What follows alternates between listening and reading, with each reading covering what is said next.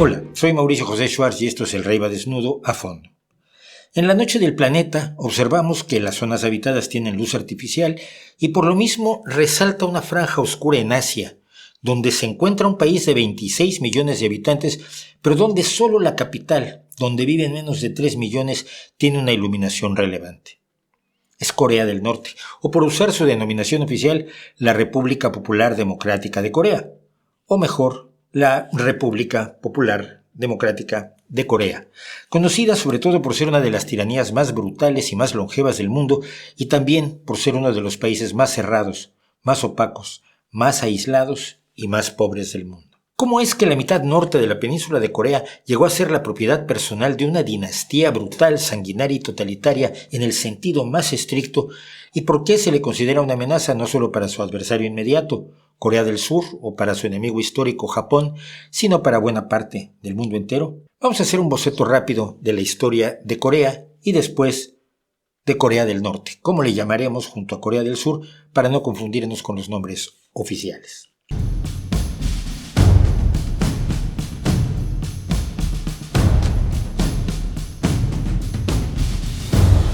Los primeros reinos en la península de Corea datan de más de 4.300 años, pero su unidad cultural comienza realmente en 1392, cuando Yi Seong-ye establece la dinastía Joseon, lleva la capital a la actual ciudad de Seúl, hoy capital de Corea del Sur, y basa su gobierno en la ideología de Confucio o Kongzi. ¿Y qué decía el tal Confucio del que tanto se habla? Según cuenta el Instituto Confucio de la Universidad de Valencia, Confucio creía que el Estado debía servir al pueblo, por lo que los gobernantes tenían que cumplir las 5 virtudes confucianas: benevolencia, rectitud, decoro, sabiduría y responsabilidad. Los campesinos, por su parte, debían ser buenos trabajadores y los nobles, personas sensatas. Todo ello apoyado sobre los 3 pilares morales básicos: obediencia a la autoridad, amistad sincera e igualitaria y respeto por la familia y los antepasados. Para Confucio, por cierto, la desigualdad, la obediencia y la lealtad eran esenciales para la sociedad, no solo recomendables, y esto sería relevante siglos después. Los intentos de invasión por parte de Japón en el siglo XVI dieron finalmente a los coreanos un sentido de identidad y optaron por aislarse del mundo hasta el siglo XIX, cuando se empezaron a abrir al comercio y la cultura, formando en 1897 el Imperio de Corea, que sobrevivió apenas hasta 1905, cuando Japón estableció un protectorado que desembocó en 1910 en una anexión, rigiendo a Corea y dándole el nombre de Chosen hasta 1945. Japón se esforzó enormemente por destruir la cultura e identidad coreanas, su idioma, su historia, su legado material, artefactos culturales, herencia arqueológica, edificios históricos, y se dedicó a usar a sus ciudadanos como trabajadores semiesclavos. Por supuesto, muchos coreanos intentaron recuperar su independencia enfrentando la represión japonesa y estableciendo un gobierno provisional e independiente en China, que emprendió una guerra de guerrillas contra Japón y luego participaría en las acciones aliadas contra el Imperio japonés en la Segunda Guerra Mundial.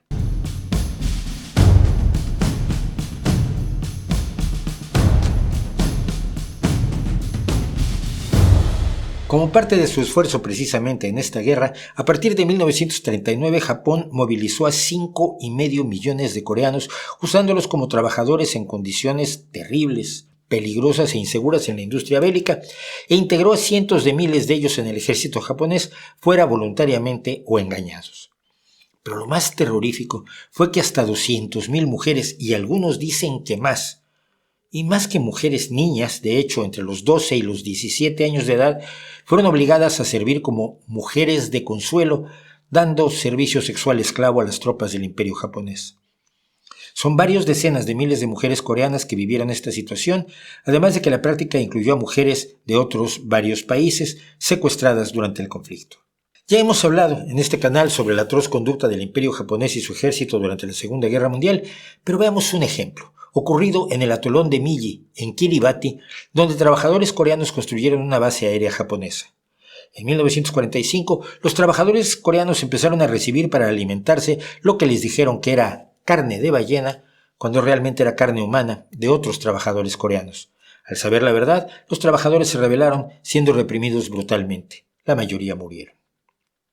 Y como siempre ocurre en las guerras y en las relaciones coloniales, hubo coreanos que colaboraron entusiastas con sus colonizadores, asunto que tendría que ver en los acontecimientos que llevarían a la situación actual. Durante la guerra, ya desde 1943, los Estados Unidos, el Reino Unido y China habían acordado que Corea eventualmente volvería a ser libre e independiente de Japón. En 1945, en la reunión de Yalta, los aliados acordaron establecer una administración de los 4 poderes aliados sobre Corea: Estados Unidos, Reino Unido, Francia y la Unión Soviética. Pero el 14 de agosto de 1945, un día antes de la esperada rendición de Japón después del lanzamiento de las bombas atómicas en Hiroshima y Nagasaki, del que también hemos hablado ampliamente aquí, la Unión Soviética invadió la porción norte de Corea.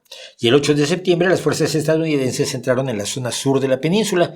Pronto acordaron separar sus zonas de influencia en el paralelo 38, dividiendo a Corea en el norte y en el sur.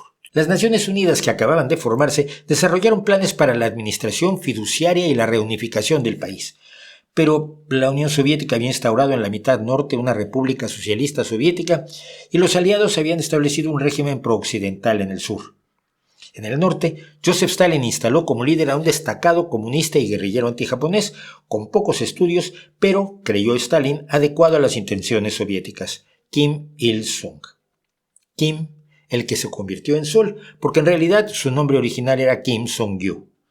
En 1948, Kim Il-sung ya era primer ministro de la nueva República Popular Democrática de Corea. Y mientras tanto, en el sur, con el apoyo no muy entusiasta de los Estados Unidos, el antiguo presidente de la República Coreana en el exilio, Syngman Rhee, feroz anticomunista, pero también enemigo de todo intervencionismo extranjero, que había estudiado, por cierto, en los Estados Unidos, se instaló como presidente de la flamante República de Corea.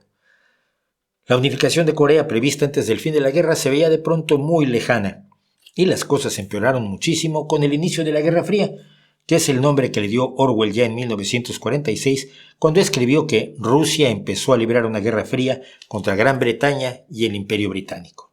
Y esta guerra de pronto se volvió incómodamente caliente en Corea. Los alzamientos comunistas en Corea del Sur, promovidos por la Unión Soviética, fueron violentamente reprimidos por las fuerzas de Syngman Rhee y se dieron enfrentamientos en la frontera que llevaron a que el 25 de junio de 1950 las fuerzas norcoreanas, apoyadas por la Unión Soviética, invadieran el sur.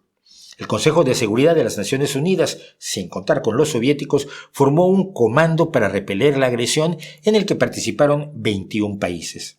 En octubre, China entró en la guerra del lado de Corea del Norte y después de un tira y afloja intenso de aproximadamente un año, entre 1951 y 53, se cayó en una guerra de desgaste que dejó atrás unos 3 millones de víctimas. Finalmente, el 27 de julio de 1953 se firmó un armisticio y se estableció una zona desmilitarizada entre ambos países de 250 kilómetros de largo y 4 kilómetros de ancho a lo largo de lo que en ese momento era el frente de batalla y que vigilan hasta hoy soldados de ambos bandos y a ambos lados del cual quedaron separadas familias, amigos y pueblos enteros.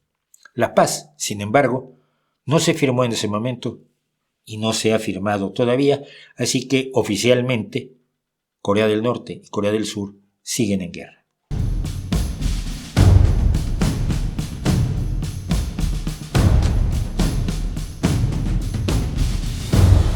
Parece sencillo decir que el régimen de Corea del Norte es comunista, digamos marxista, leninista, estalinista clásico, pero las cosas, como suele ocurrir, son bastante más complicadas.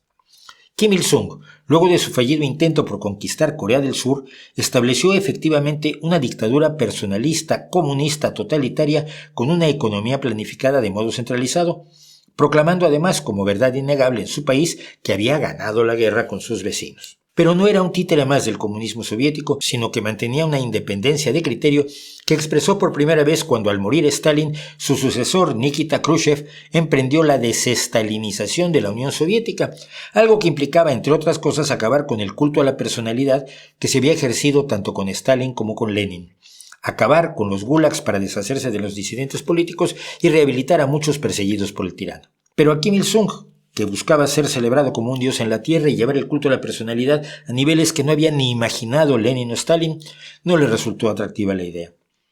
Afirmó las garras sobre el poder, ejecutó a líderes rivales y en un discurso de 1955 planteó una nueva ideología, una variante del marxismo-leninismo mejorado, decía él, llamada Juche, con rasgos profundamente nacionalistas y aislacionistas y que exigía una lealtad sin fisuras al líder, orientada a la autosuficiencia política, económica, militar y cultural, que aprovechó precisamente la antigua visión confucionista para consolidarse. El apoyo soviético, que no se ofrecía tanto por afinidad ideológica como en el contexto de la Guerra Fría, permitió que Corea del Norte avanzara rápidamente hasta llegar a un nivel de vida más alto que el de sus vecinos, que vivían una constante inestabilidad política desde que los Estados Unidos decidieron apoyar a Park Chung-hee, un general que había sido colaboracionista con la ocupación japonesa y que dio un golpe de Estado en 1961 para después ganar unas dudosas elecciones en 1963. Las reformas económicas, sin embargo, consiguieron convertir a Corea del Sur en una economía pujante, aunque la democracia surcoreana hubo de esperar hasta 1987. La norcoreana, en cambio, sigue esperando. El Juche dividió a los coreanos en un sistema de 3 castas, el Songbun, la principal, la indecisa y la hostil. Y uno nace en su casta y ello determina dónde vive, qué tipo de educación puede obtener y qué tipo de trabajo va a hacer. Los de la casta hostil, sobre todo intelectuales, antiguos terratenientes y colaboracionistas con Japón, fueron además reubicados en lugares especialmente empobrecidos.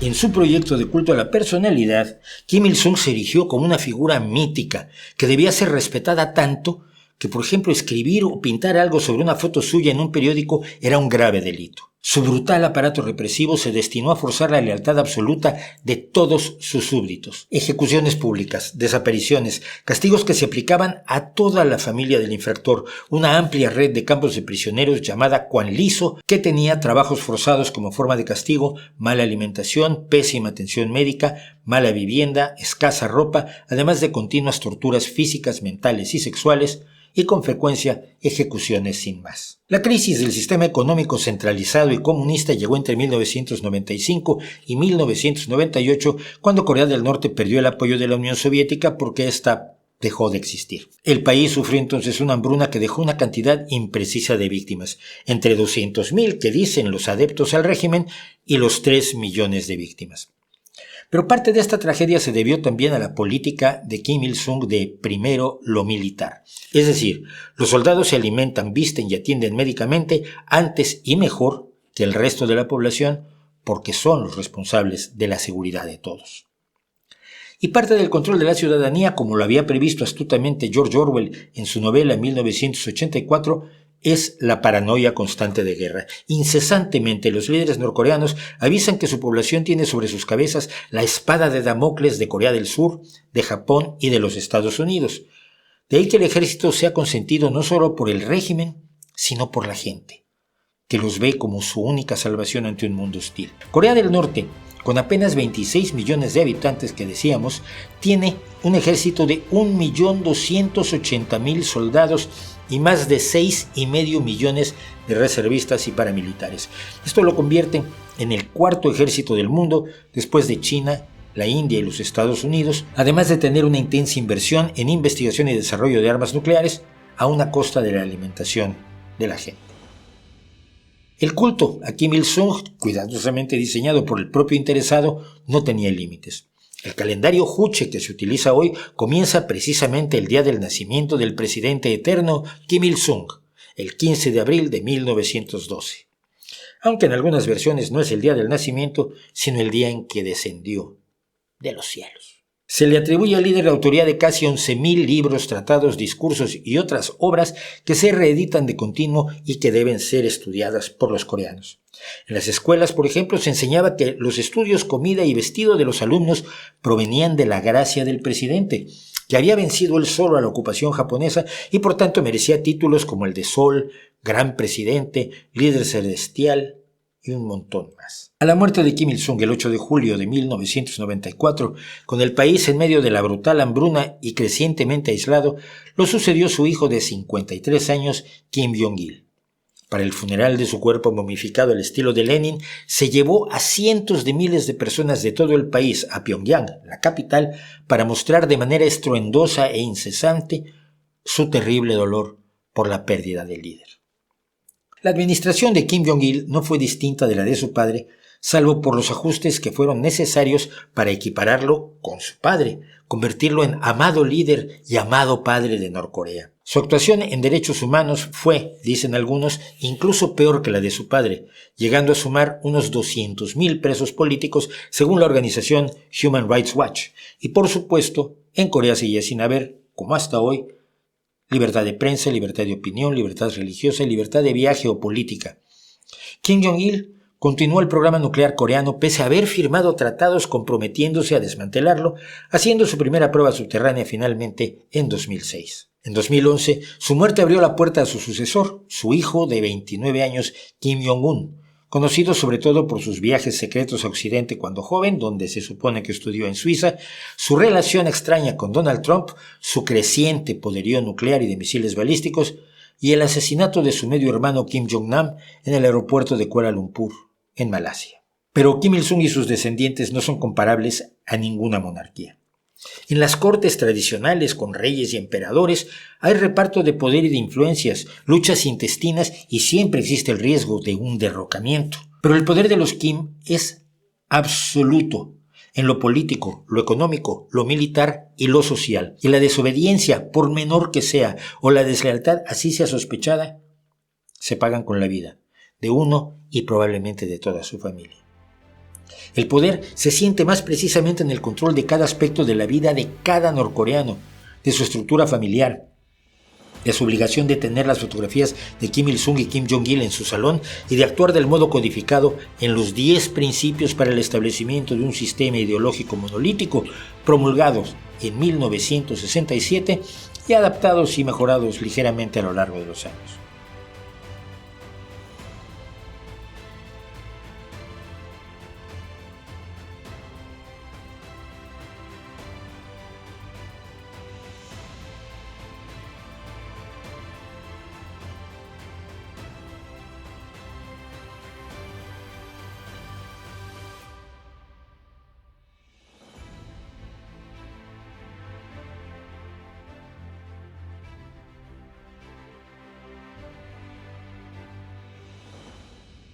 Una conocida película norcoreana, oficial por supuesto, no hay producción independiente, muestra cómo un ciudadano da la vida para salvar las fotos de los líderes durante una inundación.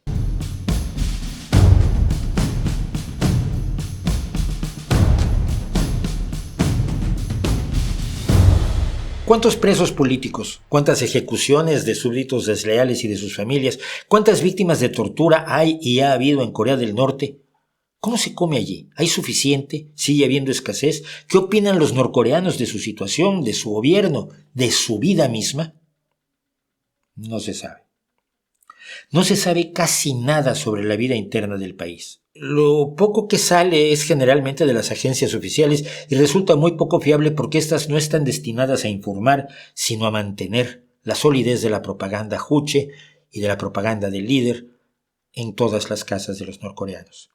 Pero tampoco puede ir uno a ver cómo se vive en esa República Popular Democrática de Corea, que como decíamos, ni es república, ni es popular, ni es democrática. No se puede porque el poco turismo permitido solo podía hacerse siguiendo reglas extraordinariamente estrictas. Cualquier pequeña falta puede llevar a un turista a prisión y trabajos forzados. Un ejemplo triste es el del universitario estadounidense Otto Warmbier, que fue condenado a 15 años de prisión por quitar un cartel propagandístico de su habitación de hotel para llevárselo como recuerdo. Un año después de su condena, en 2017, fue entregado a Estados Unidos en coma y murió poco después. Todo viaje turístico está controlado y conducido por guías del gobierno que indican cómo se pueden tomar incluso fotografías como las 2 famosas esculturas de bronce de Kim Il-sung y Kim Jong-il, cómo tomar los edificios y por supuesto no se les permite fotografiar a los coreanos y mucho menos interactuar con ellos. En 2020, debido a la pandemia, Corea del Norte cerró sus fronteras absolutamente y no será sino hasta diciembre de 2024 cuando vuelva a recibir turistas. Cuéntele usted esto, por cierto, a los que siguen protestando por las medidas sanitarias de países no autoritarios, a los que acusan de ser terribles dictaduras. Hay, por supuesto, disidentes y desertores en Corea, como el medio hermano del actual líder, que suelen hablar en los medios occidentales denunciando la realidad cotidiana del pueblo norcoreano, aunque en algunos casos también hay duda de que algunos al menos caen en exageraciones convenientes, por ejemplo, para tener canales de YouTube exitosos. Pero mire, La pregunta importante, la pregunta más seria de todas las que se pueden hacer sobre Corea del Norte es si la lealtad de la gente a su amado líder, a su ideología, a su realidad política y social es genuina, profunda y razonada, o es producto del miedo a la represión brutal acostumbrada en el régimen, o si, peor aún, es resultado de una ignorancia y paranoia cuidadosamente cultivadas para hacerles a todos sentirse agradecidos porque en cualquier otra situación estarían peor. En otras dictaduras se notan más los disidentes, hay buscadores de la libertad, hay críticos, hay gente que publica, que escribe, incluso en espacios tan asfixiantes como el de China, con sus videocámaras y su reconocimiento facial y sus créditos sociales. Pero la disidencia interna en Corea es prácticamente desconocida, entre otras cosas por el sistema de delación que existe, donde decir algo, incluso en la intimidad de la casa, puede ser denunciado por la pareja, los hijos o un vecino que lo oiga. La indoctrinación desde la cuna para amar al líder y odiar a los enemigos siempre nos lleva a la memoria las dos grandes novelas de tiranías totales. Nosotros, de Yevgeny Zamyatin, y 1984 de George Orwell, que estuvo inspirada en la anterior. Los ejercicios de mitines y desfiles donde se cantan canciones patrióticas varias veces al año, el código de vestimenta y hasta de estilos de corte de pelo, pueden realmente moldear del todo a una persona para que acepte que su libertad y pensamiento individual son despreciables si llega a pensar en ellos. Quizás parte de la respuesta la tengamos en las sectas religiosas donde se reproducen los métodos norcoreanos. ¿O es al revés? ¿Y los métodos norcoreanos se reproducen en las sectas?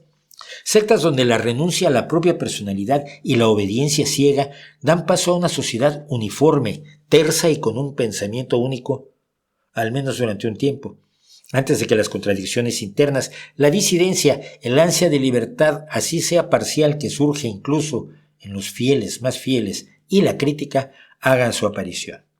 Pero si hacen su aparición en Corea del Norte, el castigo es inmediato, despiadado y colectivo, lo que hace más difícil que se exprese, como ocurre en las novelas a las que hacemos referencia. El aislamiento de Corea del Norte es sin duda difícil de mantener en una época cada vez más interconectada e interdependiente, por más que Kim Jong-un, como la ultraderecha mundial, paradójicamente, se resista a la globalización. Una de las formas de resistencia de los disidentes en el exterior, por poner un ejemplo, es el contrabando de unidades USB con piezas de vídeo, cine, libros y enciclopedias que contrarrestan la propaganda oficial e invitan a dudar del régimen.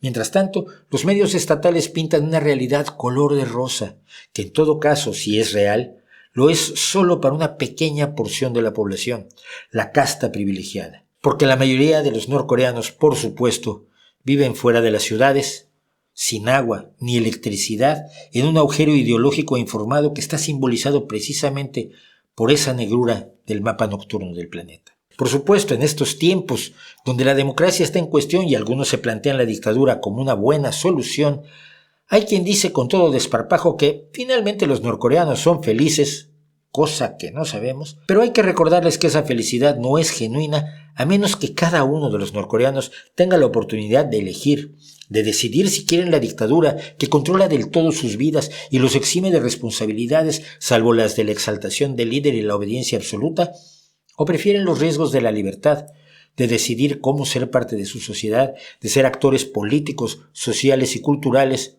y no solo títeres en una obra teatral diseñada por megalómanos. Mientras los ciudadanos de la República Popular Democrática de Corea llegan a tener la libertad de decidir que a otros nos parece tan elemental que ejercemos desde la niñez, no nos queda sino seguir tratando de desentrañar cuanto ocurre no solo a nivel gobierno, sino a nivel de los ciudadanos de ese agujero negro de la humanidad, a donde, y esto es relevante, nadie huye, el cual nadie elige libremente como su hogar y su sistema, ni siquiera quienes lo defienden, fuera de allí. Lo cual ya en sí es una inculpación grave, ¿no cree usted?